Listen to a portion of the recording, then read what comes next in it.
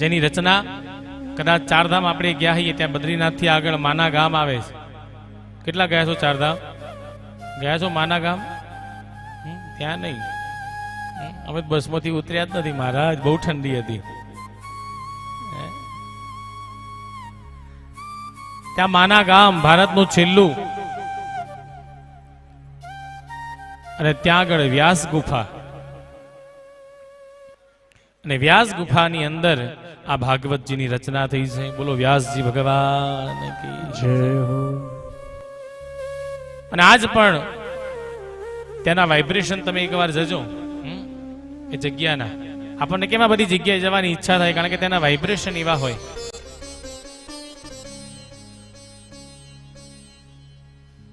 કે જગ્યા આપણને ત્યાંનું પોઝિટિવ એનર્જી આપણને ખેંચ્યા કરે, ને ત્યાં જાઓ ને એટલે આળસ પ્રમાદ આ બધું દૂર થઈ જાય. વિચાર કરો, તમે ખાલી વૃંદાવન જાઓ ને એટલે રમણ રીતિમાં તમે પહોંચો એટલે ગમે તેવું ગયડું હોય, ઘરમાં ઊભું ના થકતું હોય, ત્યાં આરોડતું હોય. જોજો તમે,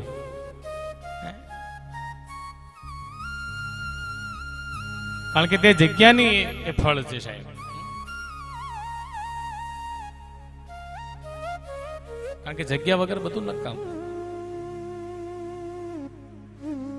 મહાભારતનું યુદ્ધ થવાનું હતું ને પેલા જગ્યા નક્કી કરવાની હતી. ભીમને કીધું જાઓ જગ્યા હોદી આવો. તો કેવી જગ્યા, ક્યાં આગળ યુદ્ધ કરીશું એમ. કારણ કે જગ્યાનું મહત્વ છે સાહેબ. આપણું મન જેવું તમે જો મનના વિચારો બધા બંધ થાય એટલે આપણે ક્યાં જઈએ? છેલ્લે ભગવાનની ભક્તિ સાંભળવા માટે કોઈક મંદિરે પહોંચી જઈએ. ત્યાં જઈએ એટલે મન શાંત થાય. જેવું મન શાંત થાય એટલે બીજા વિચારો, બીજા રસ્તા નવા નવા ત્યાં ખુલે.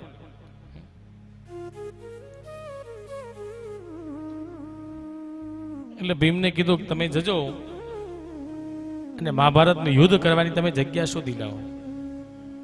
એટલે આ તો બધા નીકળ્યા. તો કે કઈ કેવી નિશાની તો આપો. તો કે કોઈ નિશાની નહીં, તો સમય જતા તમને બધું મળશે.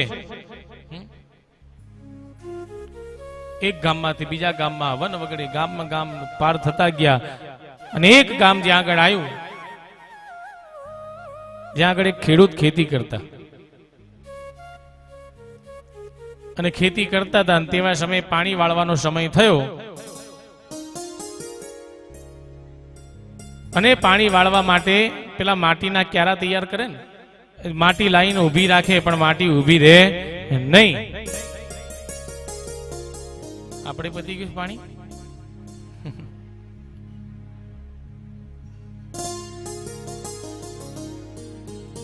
એ થઈ જશે, હવે એમની ચિંતા મૂકો. મનુષ્યનો સ્વભાવ એટલો ચંચળ હોય ને, તમે જો અહીંથી કોઈ થાળી ઢાંકેલી લઈ જાય ને તો એને મગજમાં વિચાર ચાલુ થાય કે શું હશે આની અંદર. જ્યાં સુધી એને ખબર નહીં પડે ને ત્યાં સુધી એને ચેન ના પડે. શું લઈ ગયા છે, શું લઈ ગયા છે.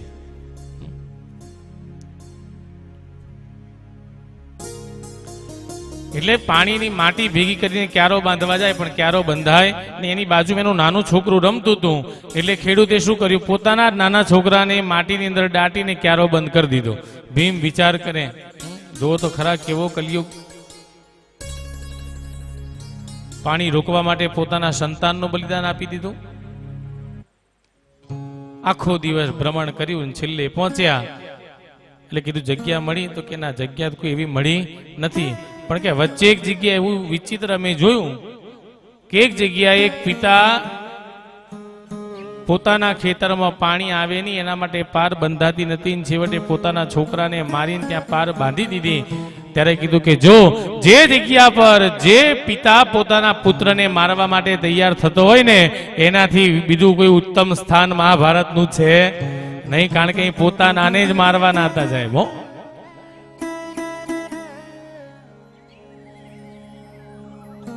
પોતાનાને મારવાના હતા, એટલા માટે જગ્યા એવી શોધવાની છે. પેલું કહેવાય ને કે આપણી પથારી ક્યાં પાથરી જ કોને ખબર હોય? આપણાને જ ખબર હોય ને, બીજા કોઈને ખબર હોય? હે, પછી ફેરવા વાળા આપણામાંથી જ હોય, બહારના કોઈ હોય નહીં. આ નક્કી છે સાહેબ.